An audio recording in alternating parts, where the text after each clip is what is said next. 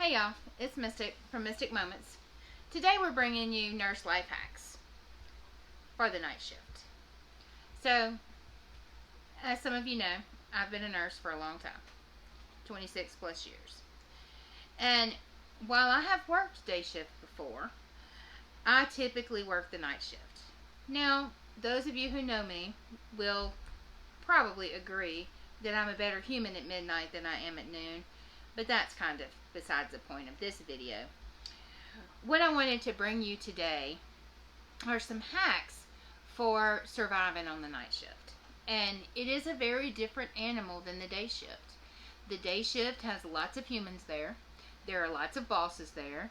There are lots of rules. Now the rules still apply at night, but there are less eyes to see what goes on at night, but you still have to follow the rules.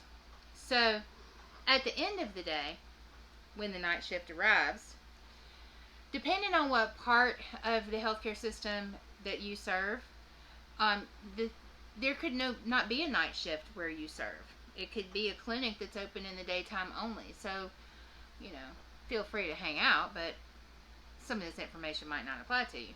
But any healthcare facility that offers 24-hour services is going to need a night shift. And when you work at night, the rest of the people, the humans that you know that are not nurses, who've never worked the night shift, are not going to understand what you are putting your body through to work the night shift. They're not going to understand that the same way they're asleep at midnight, you're asleep at noon. So expect interruptions, expect not to get enough sleep, expect to be tireder than usual, expect to be donating some of your days off to sleep, because when you work the night shift, you may not have as rhythmic of a sleep schedule as people who work days. They wake up in the morning, they go to work, they come back home, and they go to bed, just like the rest of the humans in their lives.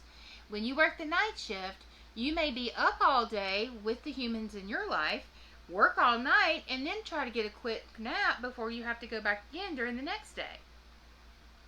Unfortunately, the rest of the world, including the ones you love that are in your life day in and day out, don't totally understand what it's like to work all night and sleep all day, or sleep some of the day. There are some things that you can do that will help you maximize the time that you have to spend with those humans in your life when you work the night shift.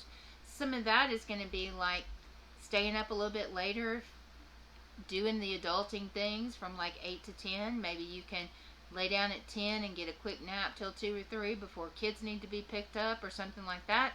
And then you can do some running errands in the afternoon before you have to go to your shift at night.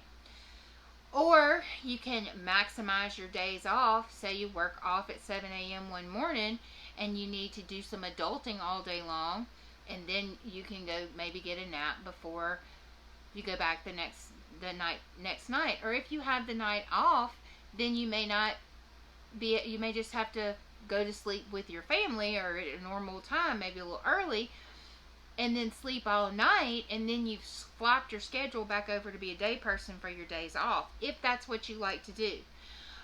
Typically, like I said, I'm just a night person. I shift my schedule to sleep late on my days off and stay up later at night when I'm off. But I like the nighttime, and I'm a night owl, so it works for me. The other trick is to keep a calendar, because your days do not translate over to what the rest of the world labels as a day. So you wake up one day, go to work, and when you get off, it's the next day. They're not the same things to the rest of the world. The rest of the world thinks when they close their eyes, it's a different day when they wake up. That's not how night shift works. At Mystic Moments, we put together a great calendar, planner, printable, digital download on our website. Feel free to check it out. It has some things that helped me personally and some friends of mine do a little bit better managing our lives, especially when our kids were small, to have a calendar that really fit our waking hours. So it started at 3 p.m. and went all the way till 2 p.m. the next day on the same page, so that you could chart out in your mind how your days fall out, based on the way you live your life.